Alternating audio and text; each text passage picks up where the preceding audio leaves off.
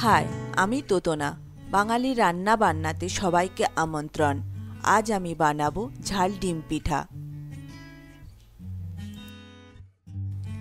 এর জন্য নিয়েছি চালের গুঁড়ো 1 কাপ, ডিম 4টে, পেঁয়াজ বাটা, এখানে একটা পেঁয়াজ নিয়েছি, লঙ্কা গুঁড়ো 1 চামচ, হলুদ গুঁড়ো সামান্য, গোলমরিচ গুঁড়ো সামান্য, আদা রসুন বাটা 1 চামচ, কালো জিরে সামান্য, নুন পরিমাণ মতো, ধনেপাতা কুচি 1 টেবিল চামচ, আর লাগছে পিঠা ডুবো তেলে ভাজবার জন্য সাদা তেল।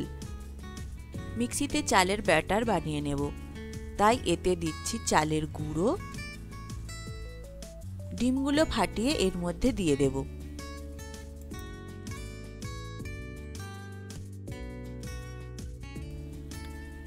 এর মধ্যে দেব লঙ্কা গুঁড়ো, হলুদ গুঁড়ো, পেঁয়াজ বাটা, পরিমাণ মতো নুন, আদা রসুন বাটা, গোলমরিচ গুঁড়ো, আর দেব জল। আমি এই কাপের 1 কাপ চালের গুঁড়ো নিয়েছি, তাই জল দেব এই কাপের 4 ভাগের প্রায় 1 ভাগ। সব একসাথে পেস্ট বানিয়ে নেব।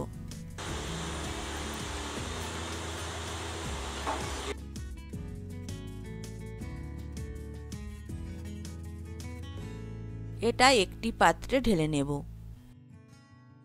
এর মধ্যে দেব ধনেপাতা কুচি আর দেব কালো জিরে, সব একসাথে মিশিয়ে নেব।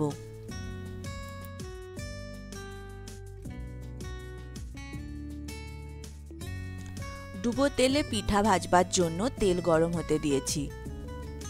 একটা পিঠা দিয়ে দেখব তেল গরম হয়েছে কিনা, তাই চালের ব্যাটার থেকে একটা ছোট বাটি দিয়ে অল্প দেব। ডিমের পিঠা বানালে প্রথমে তেল ভালো করে গরম করে নিতে হয়, আর পিঠা ভাজবার সময় মাঝারি আঁচে ভাজতে হবে, তাহলে ভেতরটা ভালোভাবে তৈরি হবে। দু পিঠি লাল করে ভাজবো। ভালো করে তেল ঝরিয়ে তুলে নেব।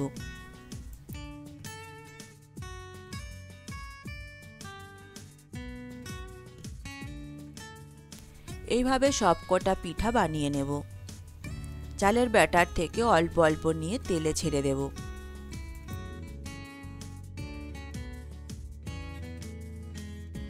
এক পিঠ হয়ে গেছে, উল্টে দেব।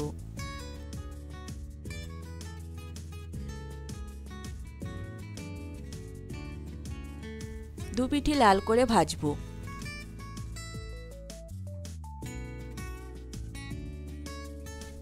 তেল ঝরিয়ে তুলে নেব।